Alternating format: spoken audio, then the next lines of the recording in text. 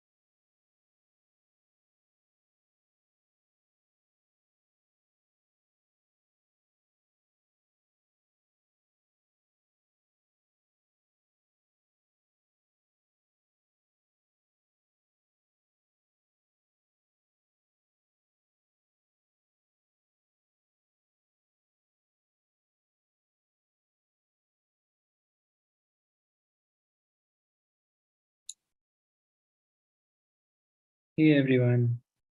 Still waiting for 2 more minutes until we start the session. Come through.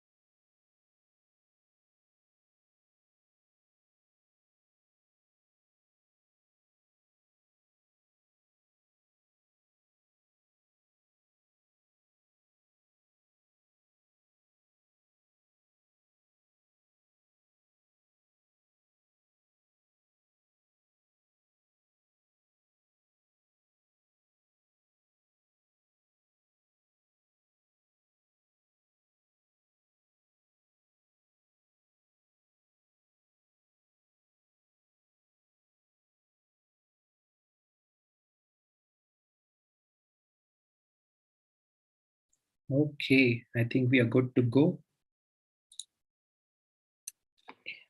Welcome everyone. Thank you for joining us for today's workshop.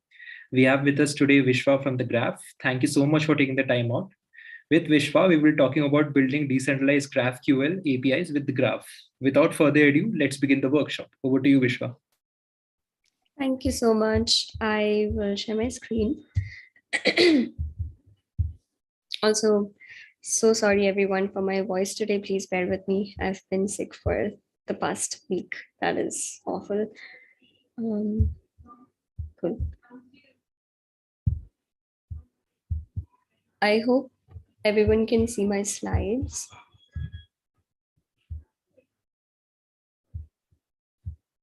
Awesome. Let's quickly jump right into the workshops then. Hey everyone, thank you so much for tuning in. Today we're going to be learning how to build decentralized GraphQL APIs with the Graph. And we will be using the Zora NFT Marketplace protocol to build our NFT API. But before that, I just want to thank the entire DevFolio team for putting together Eternals, an amazing event, and helping the people here in India who are interested in this space to learn more from the subject matter experts and helping everyone connect with each other. So Let me quickly tell you a bit about myself. Hi, I'm Vish. I am a developer relations engineer at the Graph, and my passion is building deeply engaged dev communities. And I invest a lot of my time helping developers become successful with the frameworks and the tools that they're using. So let's, so sorry. Let's talk a bit about the Graph. The Graph is a Web3 indexing and querying protocol for blockchain networks like Ethereum and IPFS. The Graph community plays a prominent role in supporting dApp developers by making open, decentralized data easily accessible using GraphQL. So just to put this into simpler terms, the Graph does for open data on the blockchain what Google does for the web. And using the Graph, anyone can build and publish open APIs known as subgraphs that make data on the blockchain accessible. Now, with subgraphs as the main API layer that you can see in that nice little diagram, with subgraph as the main API layer that sits between your UI and your data layer, which is basically all your decentralized data from smart contracts, the graph is quickly becoming a default part of the Web3 stack, and subgraphs are now becoming a Web3 standard. Now, we often get the question, where does the graph come into picture? Like I've said multiple times so far that the graph is the easiest way to query open decentralized data. But what does that mean in real life scenario? So let me explain the scenario to you. In this data-driven world that we have, our data is stored across huge storage networks on blockchains, and the blockchain gets large number of transactions, hundreds and thousands of transactions per day, maybe more. And applications that we're building, specifically decentralized apps, need high quality index data for high performance and great UI UX. So with the increasing number of transactions on blockchain networks and the increasing amount of data that we're storing on these decentralized data storages, it is becoming very, very difficult every day to index and query blockchain data. And so as a solution, developers have to build proprietary indexing servers. Now, let's talk about what the problem with these proprietary indexing servers is. Well, it's very simple. This means that there is a single point of failure. If you're building your server for yourself to index open data on the blockchain or index a smart contract, this means that there is a single point of failure. If your server goes down, your service goes down, and it's like there's nothing you can do about it until it's back up. It needs engineering and hardware resources. And the third point is that it disrupts the core idea of decentralization. Enter GraphQL in this scenario. So the graph is, enter the graph. The graph is a global open GraphQL API. And it's the easiest way. This is the reason why I say that it's the easiest way to index and query blockchain data efficiently. You no longer will be building your proprietary indexing and querying server. You'll be using the graph to build out a transparent and open global open API. And the graph is also a transparent and open network, which is decentralized and robust as well. And it gives you a lot more benefits as developers because it is built on top of GraphQL. Now, if you haven't heard of GraphQL before, I'd recommend taking some of the courses from How to GraphQL online, or you can also take Eve Porcello's GraphQL courses, video tutorials on Egghead.io. Those are some of the really cool resources that can help you get up and running faster using GraphQL. And GraphQL is basically a new paradigm that lets you interact with your data in your databases or your decentralized data storages. It is defining a new way of how you interact with your data rather than how we used to traditionally do it using REST APIs. So yeah, the graph is a global API which serves use cases that include but aren't limited to NFT marketplaces, galleries, and metaverses, things like music and video projects or social and communication platforms, and so much more. But the graph is also powering so much more than that. It is powering DeFi, which is decentralized finance, which is another realm of really cool projects that are coming up. DeFi dApps are querying on-chain data using the graph, like trades and exchange volumes, total borrowed, supplied, staked, asset prices, wallet balances, and more. The graph also powers complex applications, allowing for richer data on dApps. So if you've heard about websites like CoinGecko or CoinMarketCap, you should know that the graph powers them. The graph also powers really cool NFT projects and DAOs like Foundation and Juicebox DAO, and DeFi projects like Uniswap and Synthetics that have become so powerful and popular for what they're doing. Also, the Graph's hosted service is now supporting over 25 networks, which include Ethereum, Near, Polygon, Arbitrum, Optimism, ECS, and so many others. Now, last but not the least, let's talk about bounties. The Graph is offering a total of $3,500 in bounties. Yay!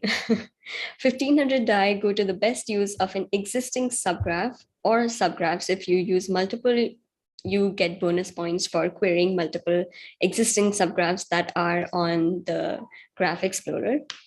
And 2,000 DAI to the best new subgraphs. That is another category which is categorized in two different prizes, which is the first prize and the runners up. So the first prize gets 1,500 DAI for building a new subgraph, which is the best new subgraph, and the runner up will be getting 500 DAI.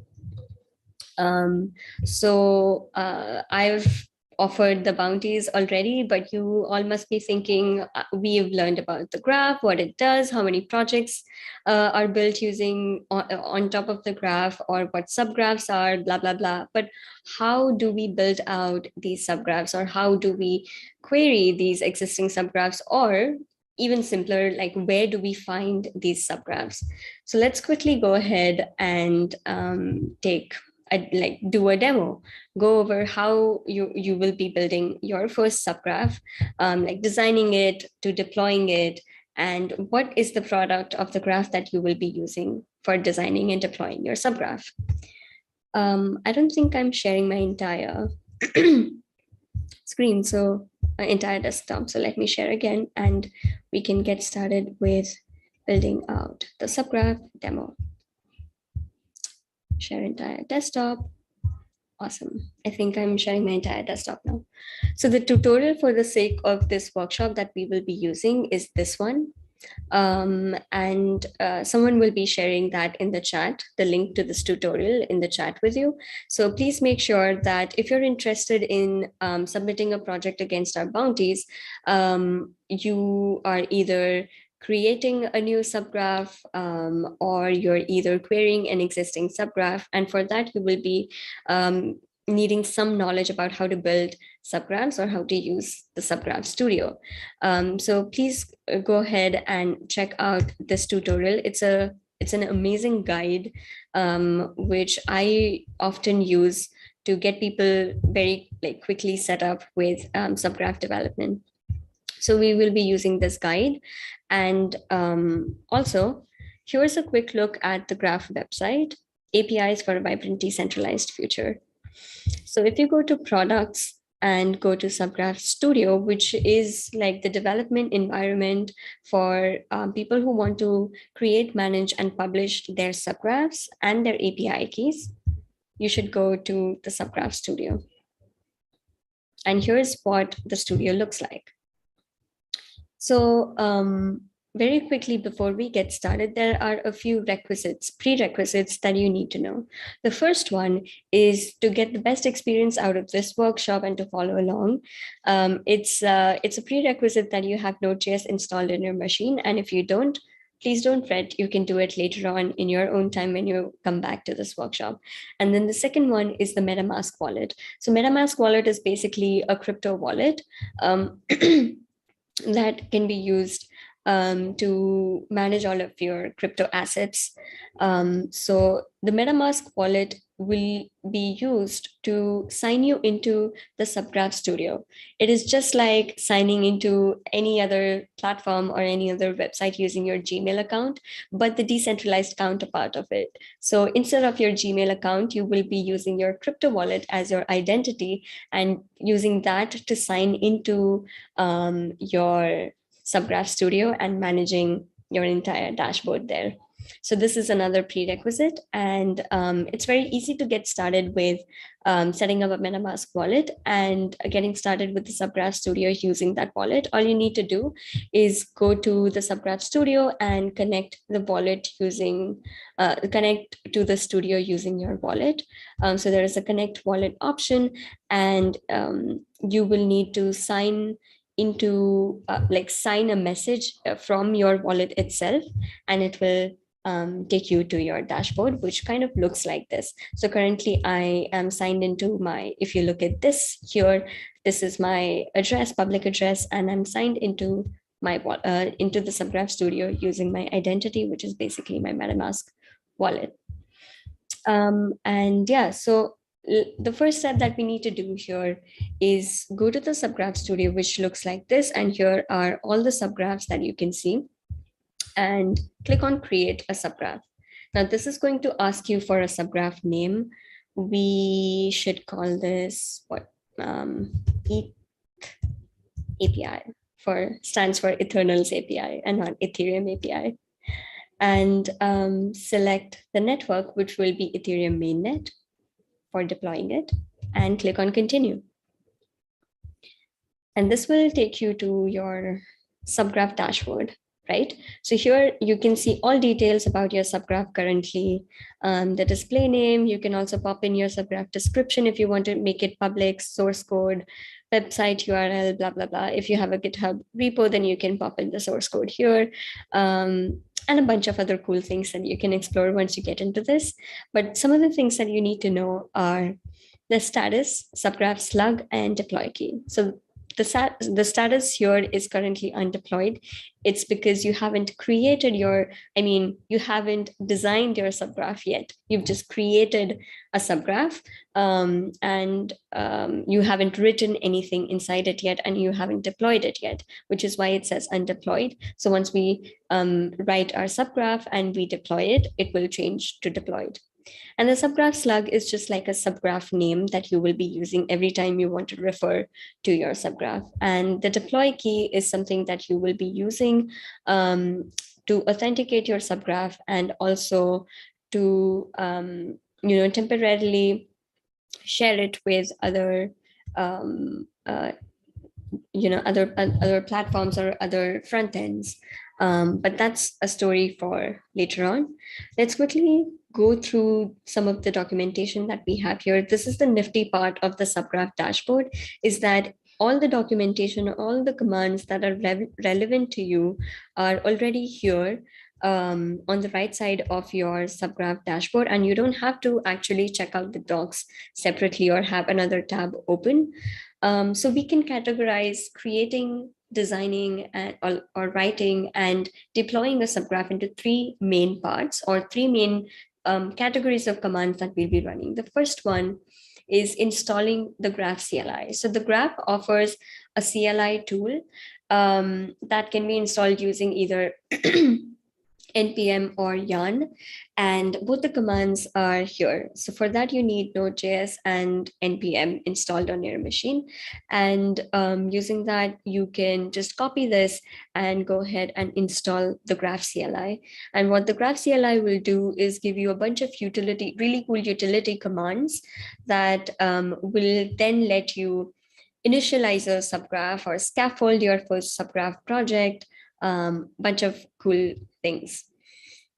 So that's the first part of it, like installing the Graph CLI. And then the second one is Init. I've already installed my Graph CLI, so I will dive right into the Init command, which is the Graph Init Studio ETH API. Studio flag stands for the product that you will be using, which is, we will be using the Subgraph Studio. So it's going to use the Subgraph Studio as the graph product to initialize your first subgraph, and the subgraph slug after that is passed after the studio flag. So our subgraph slug is ETH API. But instead of this, I am actually going to use this command, which is in this guide here, and go to my development environment, which is VS Code, go here, start my terminal, and make sure that I am on desktop and use this graph init command. And while it initializes, I will explain what this command does. So this is a graph init command, and it has a bunch of different flags, which is basically, let me actually go ahead. And so once you run this command, the graph init command, which has a bunch of different flags that I will explain what each one does later on, press enter, and then you can accept all of the defaults. So the network that you will be using, you can accept Ethereum, the subgraph slug. So our subgraph slug, if you remember, is ETH API. It can be different for every project. You can choose your own subgraph slug. Enter, and then accept all of the defaults. Mainnet, contract address is this. Token, I'm just accepting all of the defaults, but I'll explain now what all of these flags do. So if you check out this init command, it says graph init flag, contract name, and token. So the contract name flag, what it does is it's referring to the kind of contract that is coming from our smart contract that we're using, and defining the kind of contract that we'll be using. So in the ERC 721 smart contract, we are using the token contract, which is why we're passing token as the value in this flag contract name. The another flag that we're using is the index events flag. What it does is it's basically giving you all of the code out of box that you will need to use to interact with events that are emitted out of the smart contract. So for this workshop, we're using the Zora smart contract, and you can see the Zora platform here. So Zora is basically an NFT marketplace. And it also has developer documentation that you can use to be able to build projects on top of Zora. So what Zora lets you do is it has an NFT smart contract that you can use as a building block to build out really cool projects. Kind of like you can also, like, just for example, the use case can be building out a website for showcasing all of your NFTs and liking other people's or other users' NFTs and voting on them and stuff like that. So Zora is basically, the Zora smart contract is basically letting you use it as a building block to index data, NFT data from it. So we are right now creating a subgraph using the graph that is going to index and query data, NFT data from the Zora smart contract, which is an ERC 721 contract. So it's going to index the data from the Zora smart contract, and the address for the smart contract, the Zora smart contract that we're using, is this one, which is why we are using the flag from contract. So this address that we're passing here as an argument to the from contract, it's going to let us interact with the smart contract. And then this flag index events is going to let us interact with the events that are being emitted from the smart contract.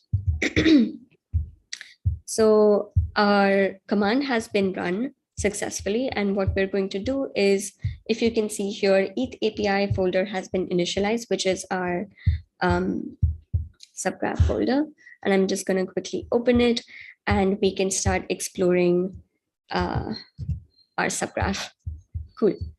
So as you can see here, we have a bunch of files. So what the graph init command here, if you can see the documentation, what this command, graph init command that we ran in our terminal did is that it scaffolded a very quick version of the subgraph that you want to build to be able to set you up for the development that you want to do. So it starts a few files and folders in which you can start writing your actual code to be able to build a subgraph API, a GraphQL API to index data from the smart contract. And the three main files that we will be editing here for the sake of this workshop to be able to build out the subgraph is the subgraph.yaml file, which is basically, it describes and defines your entire subgraph. And the schema.graphql file. So if you've used GraphQL before, it lets you define entity types, and each entity type is going to be the data that you want your subgraph to be able to index from your smart contract. So if I want to index the token and the user data from my Zora smart contract, then I will define an entity type for token and then an entity type for my user data, which is like user metadata.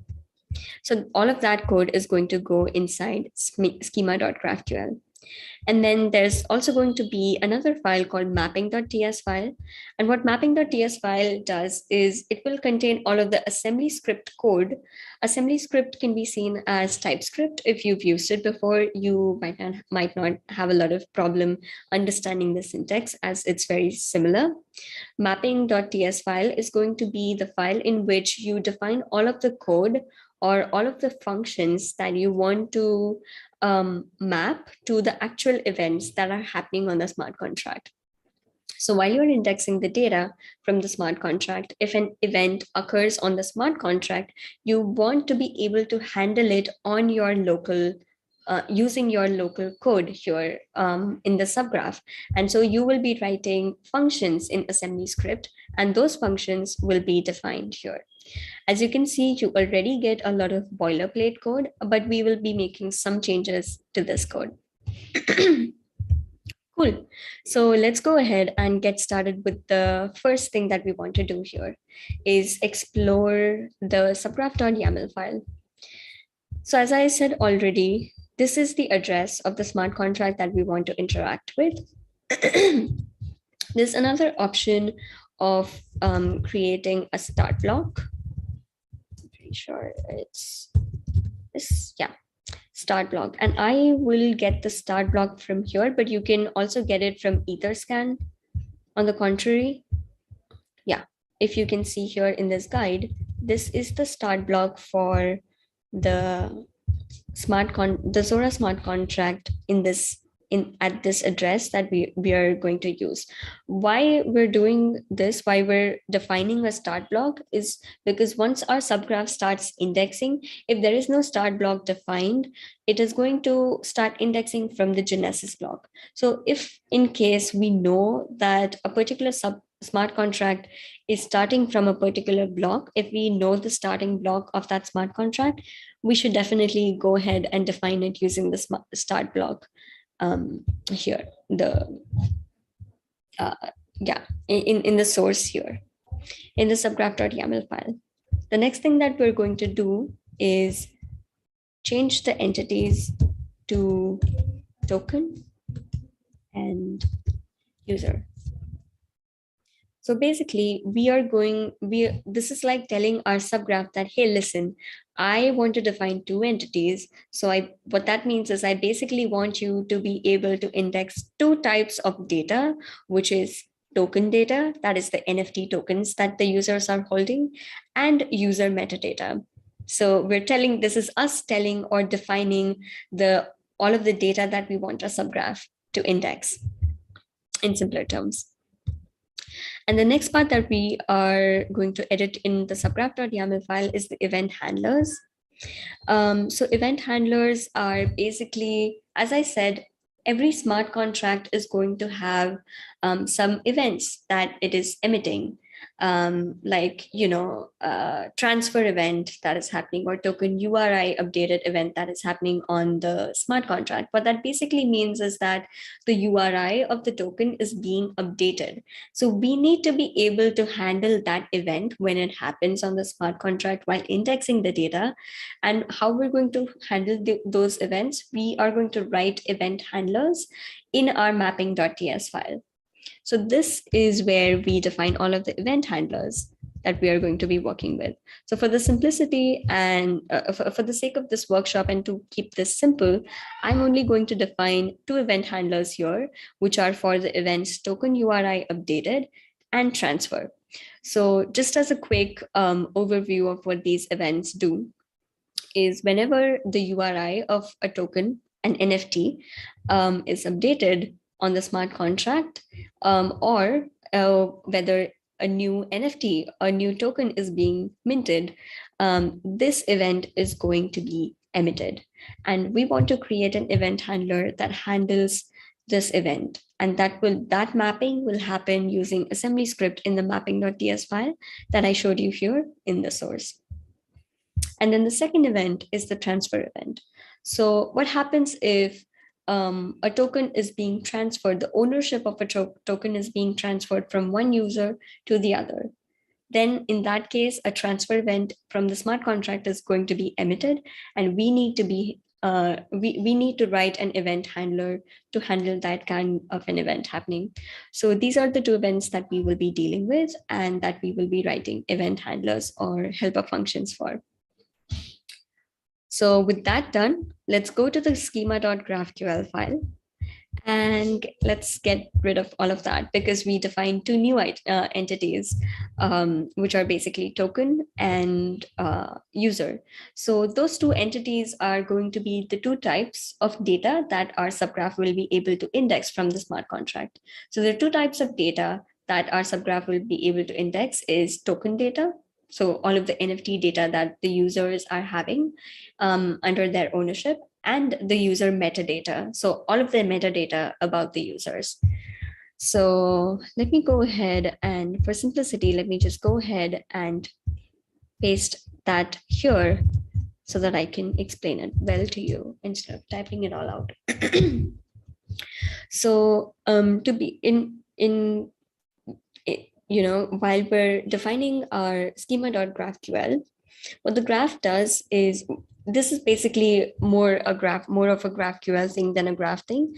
But to be able to define a type, an entity type, you need to use the annotation, the at annotation directive, at entity directive, to annotate the entity type. And this is just like a GraphQL thing. So we're defining a token type, a token entity, and the token entity will have fields like, so what the graph node will do is that once the subgraph is created, based on this entity, the graph node is going to create top level fields that will deal with data like single instances or collections that are defined here in this entity. So the token entity is going to have data coming in like the ID or the token ID, content URI, metadata URI. If it is created at a particular time, it will give the created at timestamp, of course, the creator of the token, and then the subsequent owner of the token. So that's all the data that will be contained under the entity token type. There's also a user entity type. And this is basically for all of the user data, user metadata that we want our subgraph to be able to index. If you see here, again, this is GraphQL specific syntax. So if you know GraphQL fundamentals, you will identify this as a derived from directive.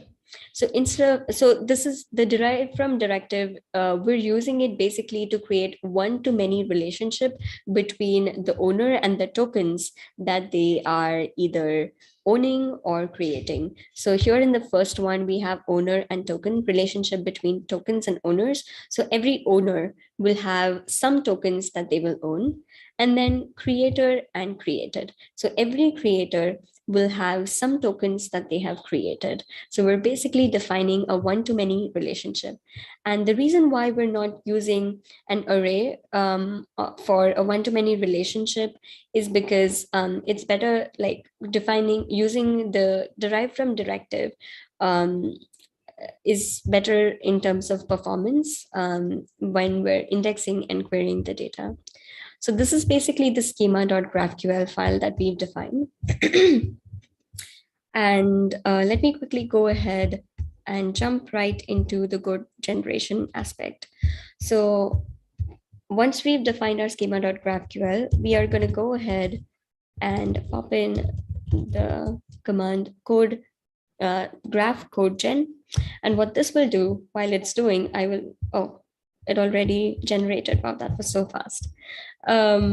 So what this command basically does is the graph CLI gives us some TypeScript code using a TypeScript library that it generates for us to be able to interact with our graph node, like reading data from the graph node and writing data onto the graph node. Or we can also interact with our smart contract, like the blockchain data directly using the smart contract, but we'll only be able to read in case of that interaction. So the graph codegen command gives us a TypeScript library that gives us some helper functions.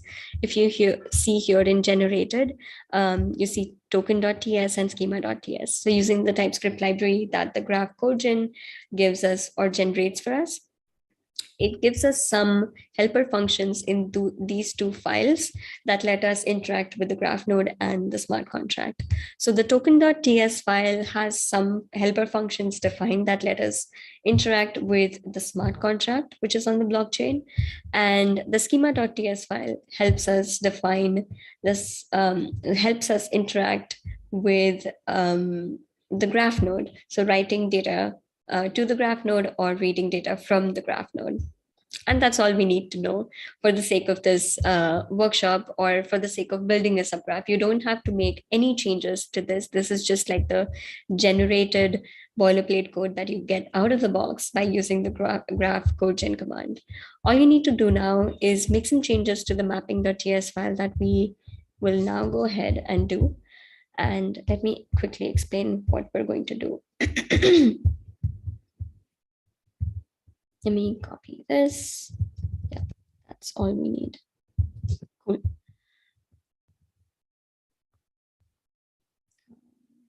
don't think I've saved changes here or here. Okay, all changes have been saved. Token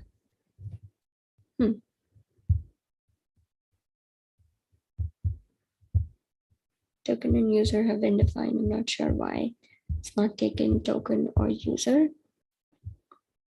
Anyways, cool. So what this is basically doing for us is that it is going to let us interact with our graph node and our smart contract. And in the mapping.ts file, we are writing two functions, which is the handle transfer function and the handle token update, token URI updated function. So if you remember, our smart contract was emitting two kinds of events, which was the token URI updated event and the transfer event. So in case a new token was being minted or the ownership of the token was being transferred, the transfer event will be emitted. And this is the function that we're writing to handle that event. And I will not go into the specifics of this event, this function, because we're running out of time. But, and the second one is the handle token URI updated function, which basically lets us handle the token URI updated event, which is the event that happens when the URI of a token is being updated. So basically, we're just reading the data from the graph node about the token URI, and then we are writing, from the event, and then from the event from the smart contract, and we're updating the content URI and saving it to the graph node. That's all that we need to know basically here. So once that is done, I think there are two problems here. There's no exported member token or user. This is going to throw an error when I authenticate and deploy my subgraph. But since we're running out of time, I will look into that. Oh, this seems to have solved the problem. Cool. So the next thing that you need to do here is go to your, once you've written all of your code in your subgraph, all you need to do here is go to your documentation and authenticate your subgraph. So this is the graph auth studio flag and your deploy key.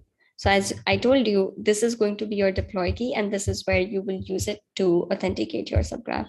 So I've copied that function, and I'm gonna authenticate my subgraph, which has been authenticated. And then the next thing that you need to do is you need to, okay, I've already run the graph code gen. The next thing that you need to do is deploy a subgraph. So the deploy command is basically graph deploy, studio flag, and ETH API, which is our subgraph slug. So here you go. And you just need a version label for this. And of course, it's going to give me an error because I haven't yet looked into the error that's here. I literally tested this out right before my workshop. But anyways, of course, the demo gods are not pleased today, but I've explained what basically you need to do to create, design, write and deploy your subgraph. But unfortunately, I won't be able to deploy it for you here and show you how to use the playground. But if you have any questions or if you want to know, I can send you a workshop where I explain that last 1 minute of trying out a sample query once your subgraph is being deployed. But with that, we come to an end of our demo. Let me stop sharing so that I can see my face and also some of you who are here. And yeah, I think just let me quickly share again. I think I forgot one last bit, which is if you want to get involved with us or want to join the Web3 movement, make sure you go to our official website, which is thegraph.com that I showed you a glimpse of. And you can check out thegraph.com/docs. Say hi to us on Twitter at Graph Protocol, and of course, join our Discord at thegraph.com/Discord. And happy hacking. If you have any questions for me, feel free to join the Eternals Discord server. And if you're already there, my supporting team and I, we will be hanging out in our sponsor channel, which is called the Graph channel. And yeah, we'd love to hear from you. Thank you so much. Thank you, Vishwa, for such an informative workshop. Even though you weren't at your 100%, this was great. Thank you so Thank much. you so much. Before you folks leave, we have prepared a small quiz for you. Here's a link on the chat. One of you gets all the right answers will be given 1,000 rupees Amazon voucher. The form will be open for 15 minutes and the winner will be announced on our Discord. For now, we will let Vishwa go and enjoy our Monday night. For everyone else, we will wait a few minutes before everyone fills up the link. Thank you so much, Vishwa. It was a pleasure hosting you. Thank you so much. Absolutely. It was a pleasure here on my end too. Thank you so much. Bye-bye. Bye.